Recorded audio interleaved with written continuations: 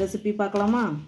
First ஆனியனை நல்லா ஃபைனாக சாப் பண்ணிக்கோங்க.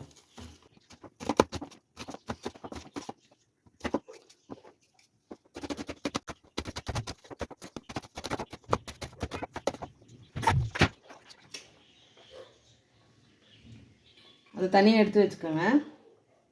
அதுக்கப்புறம் நான் க்ரீன் கேப்சிகம் ஆட் பண்ணுறேன். உங்களுக்கு என்ன கலர் வேணுமோ நீங்கள் ஆட் பண்ணிக்கோங்க.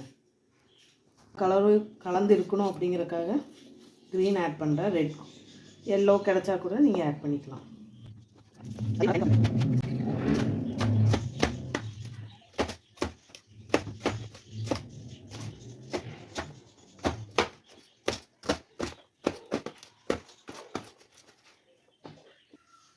நெக்ஸ்ட்டு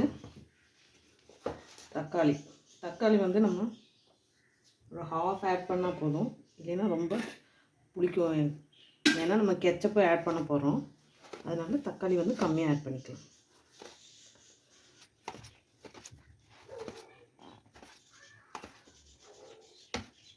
ஒரு கேரட்டை நான் கிரேட் பண்ணி எடுத்துக்கிறேன்.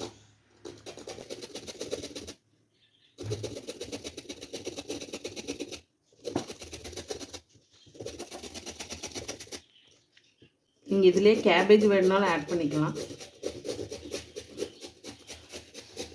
உங்களுக்கு என்னென்ன வெஜ்ஜஸ் பிடிக்குமோ அதில் பீட்ரூட் கூட ஆட் பண்ணிக்கலாம்.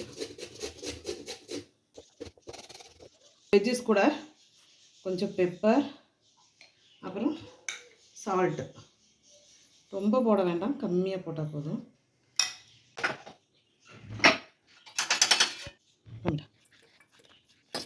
இதில் ஒரு 2 to 3 டீஸ்பூன் மயனேஸ் ஆட் பண்ணிக்கலாம். நான் வந்து எக்லெஸ் மயனேஸ் தான் ஆட் பண்ணுறேன்.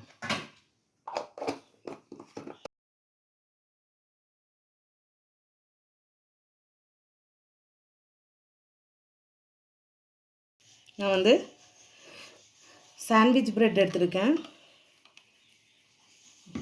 உங்கள்கிட்ட இல்லாட்டி நீங்கள் நார்மல் பிரெட்டே கூட யூஸ் பண்ணிக்கலாம்.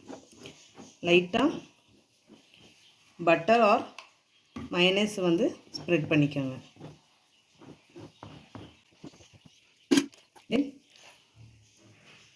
நம்ம மிக்ஸை வந்து அது மேலே ஸ்ப்ரெட் பண்ணி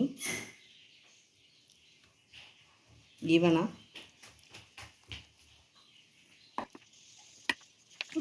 கொஞ்சம் சாஸு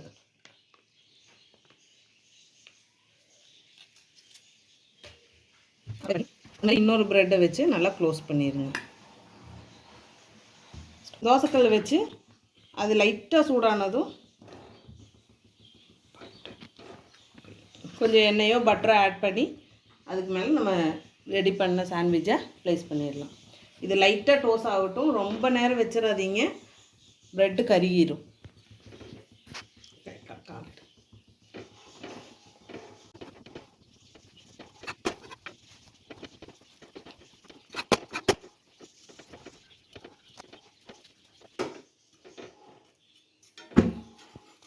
அவ்வளோதான், நம்ம சாண்ட்விச் ரெடி. இந்த வீடியோ பிடிச்சிருந்தா லைக் பண்ணி கமெண்ட் பண்ணுங்கள்.